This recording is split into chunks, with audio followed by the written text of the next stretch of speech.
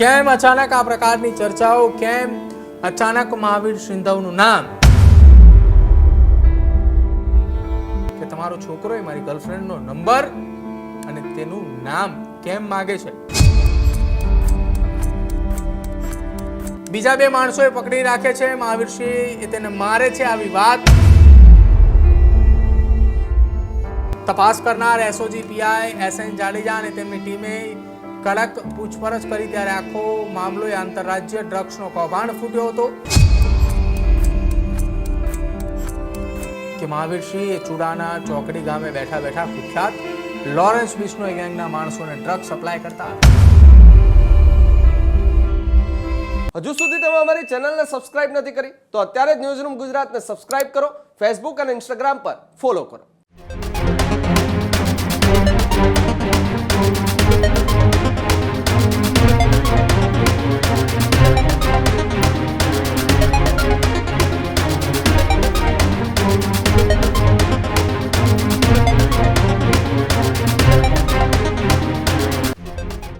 સુરેન્દ્રનગર જિલ્લાના એક માથાભારે શખ્સ જેનું નામ એ આજે આખા ગુજરાતની અંદર ચર્ચામાં છે, મહાવીરસિંહ સિંધાવ, કે જે બોપલમાં તેનું મોત થાય છે અને ત્યારબાદ તેના નામની અચાનક ગુજરાતની અંદર ચર્ચાઓ શરૂ થાય છે.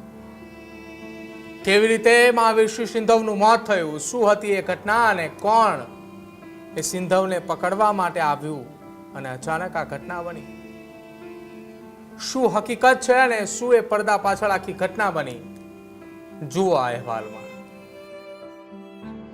અમદાવાદના બોપલ વિસ્તારની અંદર પાડોશીઓ સાથે નશાની હાલતમાં મારામારી કરનાર કુખ્યાત મહાવીરસિંહ સિંધાવનું 8 જૂને રાત્રે ચોથા માળેથી પટકાતા મોત નીપજ્યું, જેના સીસીટીવી ફૂટેજ સામે આવ્યા અને આ સીસીટીવીમાં સ્પષ્ટ એ દેખાઈ રહ્યું છે કે વહેલી સવારે 3:39 આસપાસ મહાવીરસિંહ બિલ્ડિંગમાંથી નીચે પડે છે.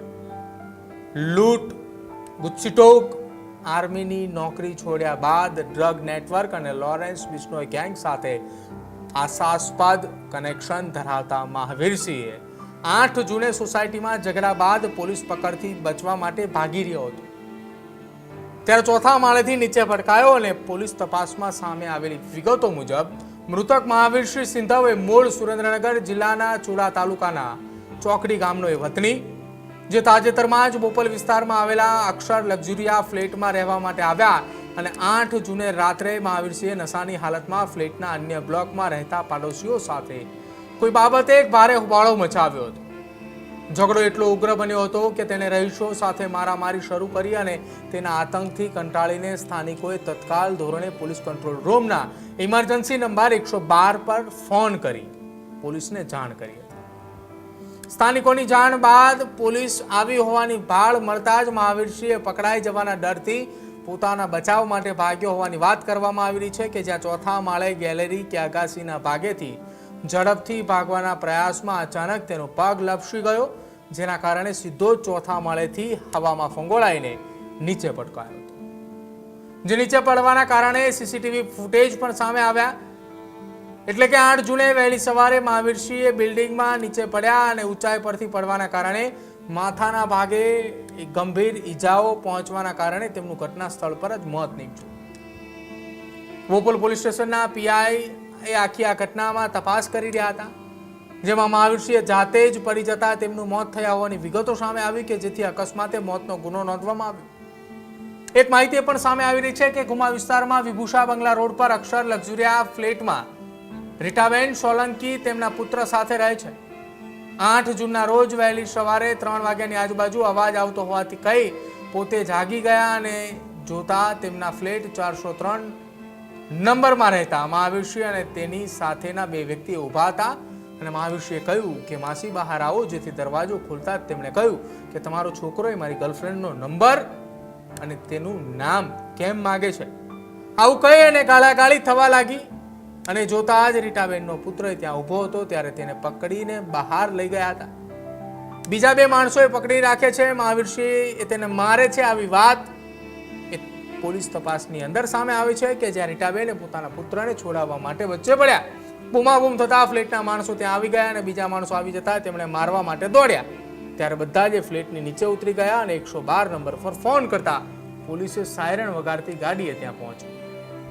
પોતાના ફ્લેટમાં એ મહાવીરસિંહ ત્યાં જતો રહ્યો. થોડી વાર બાદ મહાવીરસિંહે પોતાની ફ્લેટની બારીમાંથી નીચે પટકાયો હોવાની વાત સામે આવી કે જે સારવાર માટે હોસ્પિટલ લઈ જવામાં આવ્યા, પરંતુ આખી આ ઘટનામાં હોસ્પિટલ પહોંચતા જ ડોક્ટરે તેને મૃત જાહેર કર્યા હતા.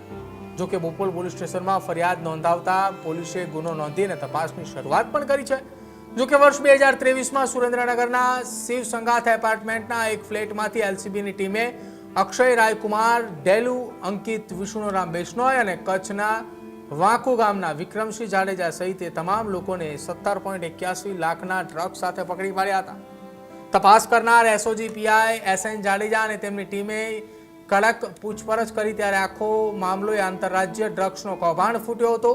પકડાયેલા રાજસ્થાની શખ્સોએ આ ફ્લેટ મહાવીરસિંહ સિંધવે જ પોતાના મિત્ર મારફતે ભાડે અપાવ્યો હોવાની વાત સામે આવી હતી અને તપાસમાં એવી આશંકા અને કડીઓ પણ હતી કે મહાવીરસિંહ એ ચુડાના ચોકડી ગામે બેઠા બેઠા કુખ્યાત લોરેન્સ બિશ્નોઈ ગેંગના માણસોને ડ્રગ્સ સપ્લાય કરતા હતા, જેના કારણે સુરેન્દ્રનગર એલસીબીએ તેની અટકાયત પણ કરી હતી. આ ઉપરાંત વર્ષ 2023માં જ ચોકડી ગામના મહાવીરસિંહ સામે હથિયાર બતાવીને ધોળા દિવસે લૂંટ ચલાવી હોવાની પણ ફરિયાદ નોંધાઈ હતી. જે તે સમયે પોલીસે તેની ધરપકડ કરી અને આખા ગામમાં વરઘોડો પણ કાઢ્યો હતો અને ઘટના સ્થળે લઈ જઈને ક્રાઇમ બ્રાન્ચે આખી આ સીનનું પણ રિકન્સ્ટ્રક્શન કર્યું હતું. જોકે અત્યારે સવાલ એ ઉઠી રહ્યા છે કે છેલ્લા કેટલાક દિવસોથી એટલે કે 8 જૂનની વહેલી સવારથી જ ગુજરાતની અંદર મહાવીરસિંહ સિંધવના નામની ચર્ચાઓ શરૂ થઈ છે અને ચર્ચાઓ તેના મૃત્યુ બાદથી. કેમ અચાનક આ પ્રકારની ચર્ચાઓ, કેમ અચાનક મહાવીર સિંધવનું નામ? તેની પાછળના બે મુખ્ય કારણો કે ગુજરાતની અંદર સુરેન્દ્રનગરના ચુડાના ચોકડી ગામે રહી લોરેન્સ બિશ્નોઈના સાગરીતોને મદદ કરવી અને સાથે જ આખી આ ઘટનામાં આકસ્મિક મોત એક એવી રીતે થાય છે કે જ્યાં એક કુખ્યાત વ્યક્તિ એક પોલીસથી ડરીને ભાગે અને તે નીચે પટકાય. આ વાતમાં એ કાંઈ સ્પષ્ટ સમજાતું ન હોવાની વાત સામે આવી રહી છે. હવે આ પોલીસ તપાસનો વિષય છે કે મહાવીરસિંહ સિંધવનું મોત એ કયા કારણોસર થયું, કોણ એ તેની સાથે હતા, રાત્રે રહેલા બે શખ્સોએ કોણ, અને સાથે જ જે મહિલાએ ફરિયાદ નોંધાવી છે એમના નિવાસસ્થાને પહોંચેલા બે વ્યક્તિ કોણ હતા કે જે મહાવીરસિંહ સિંધવની સાથે હતા. આખી આ ઘટના મામલે તપાસ ચાલી રહી છે, પરંતુ એક બાદ એક ખુલાસાઓ મહાવીરસિંહ સિંધવના કેસમાં થઈ રહ્યા છે. હવે જોવાનું રહેશે કે નિવૃત્ત આર્મીમેન મહાવીરસિંહ સિંધવની મોતની પાછળ જવાબદાર કોણ અને પોલીસ તપાસમાં શું ખુલાસા થાય છે. હજુ સુધી તમે અમારી ચેનલને સબસ્ક્રાઇબ નથી કરી તો અત્યારે જ ન્યૂઝરૂમ ગુજરાતને સબસ્ક્રાઇબ કરો, ફેસબુક અને ઇન્સ્ટાગ્રામ પર ફોલો કરો.